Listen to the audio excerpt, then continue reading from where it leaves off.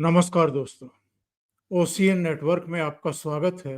मैं हूं ओमकार चौधरी।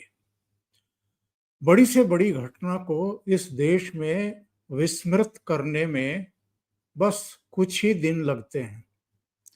ये हमने और आपने अपने अनुभव के आधार पर देखा है। बड़ी से बड़ी घटनाएं 2-4 दिन में, 10 दिन में विस्मृत कर दी जाती हैं, भुला दी जाती हैं, उनको फिर कोई याद भी नहीं करता है।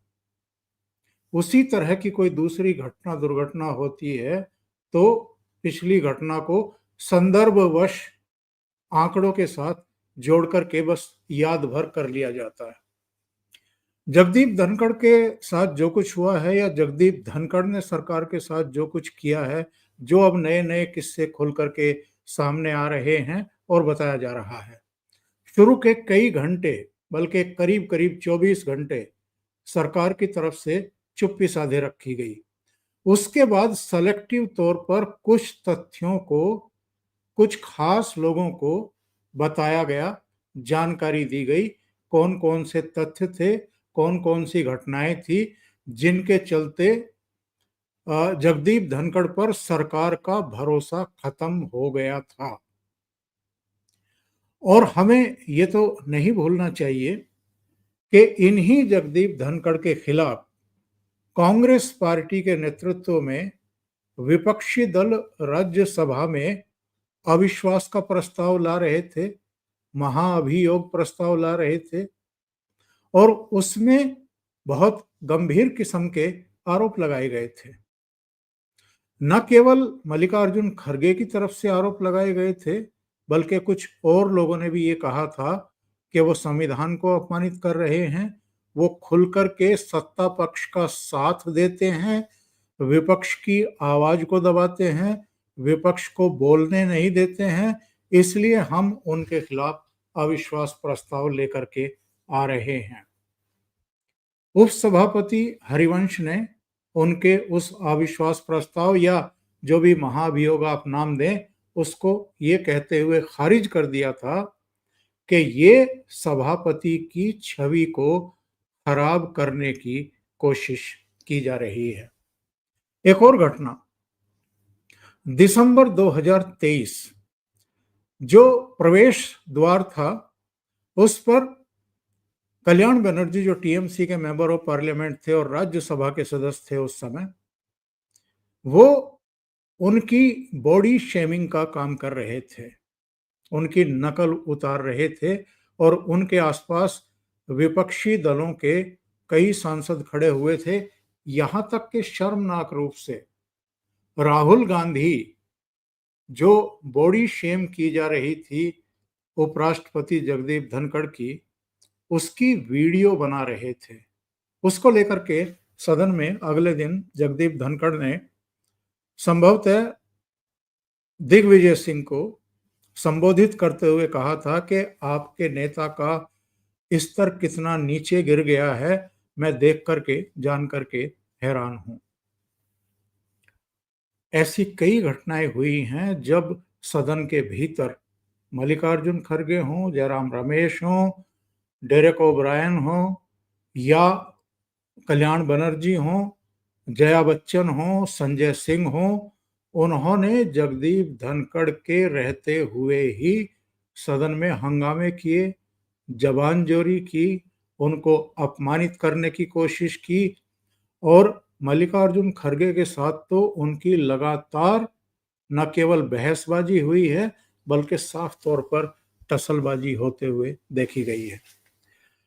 अभी जो किस्से कहानियां सामने आ रहे हैं या सुनाए जा रहे हैं, उसमें कुछ ऐसी बातें कही जा रही हैं जिसके बाद मैंने कल एक वीडियो बनाया था और उसमें ये जानकारी दी थी कि किस तरीके से जगदीप धनखड़ को सत्यपाल मलिक के तरह के साथ जोड़ा जा रहा है, चौधरी बीरेंद्र सिंह के साथ जोड़ा जा रहा है। सत्यपाल मलिक पश्चिमी उत्तर प्रदेश से आते हैं, चौधरी बीरेंद्र सिंह छोटू राम के नाती हैं, हरियाणा से आते हैं। उनका पूरा जीवन कांग्रेस में बीता है, वो कांग्रेस के एमएलए भी रहे, सांसद भी रहे और हरियाणा में मंत्री भी रहे। वो किन स्थितियों परिस्थितियों में भारतीय जनता पार्टी में आए? भारतीय जनता पार्टी ने उनको राज्यसभा में भी भेजा, उनको कैबिनेट मंत्री भी बनाया, उनकी पत्नी को भी विधायक बनाया ऊंचाना कला जींद से, उनके बेटे को भी बाद में हिसार से टिकट दिया, जो आईएएस थे, वहां से वो रिलीव हुए और उन्होंने लोकसभा का चुनाव लड़ा और वो जीत करके संसद पहुंचे। लेकिन चौधरी वीरेंद्र सिंह भारतीय जनता पार्टी के कभी हुए ही नहीं।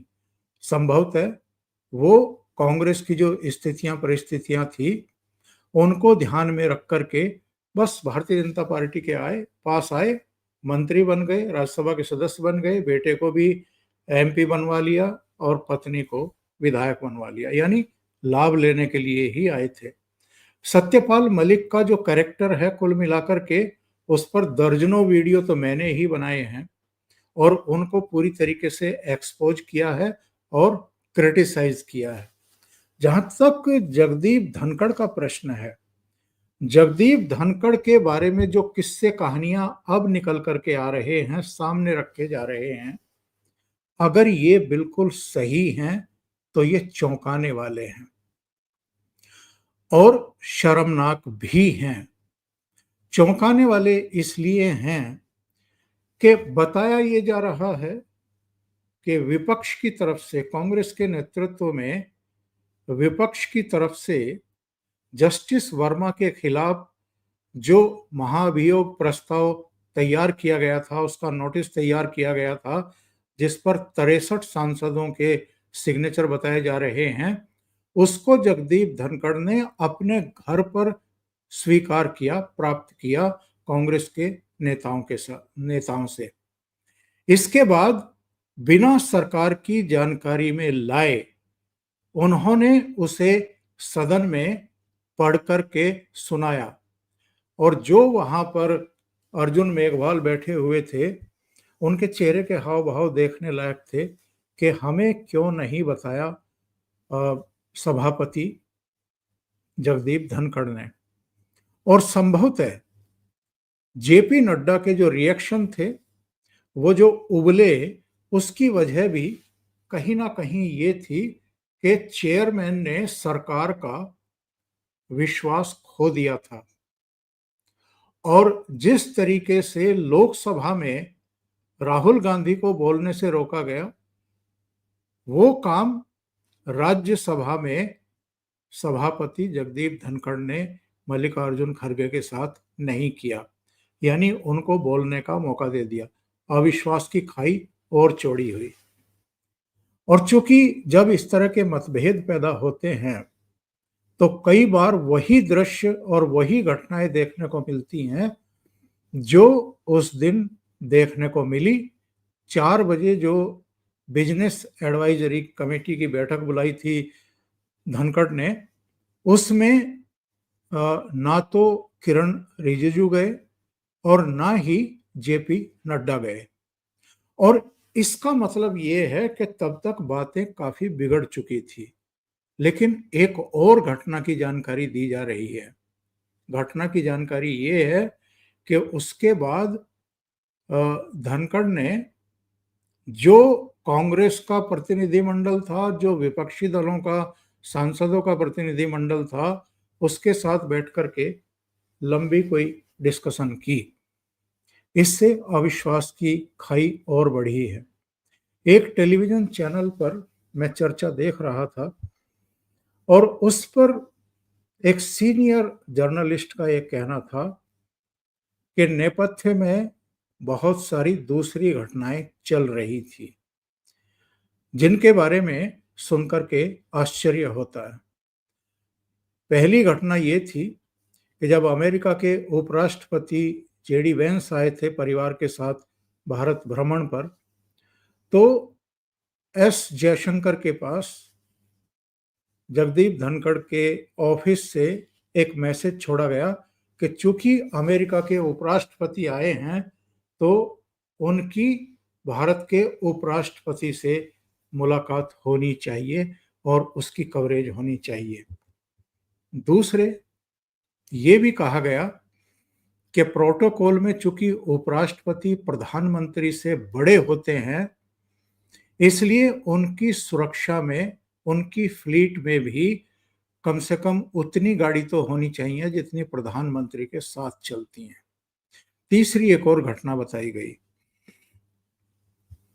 राज्यसभा टीवी के जो एडिटर थे और जो कर्मचारी थे, उनको ये निर्देश दिए गए थे कि राज्यसभा टीवी राज्यसभा के सभापति के लिए है, यानी उपराष्ट्रपति के लिए है।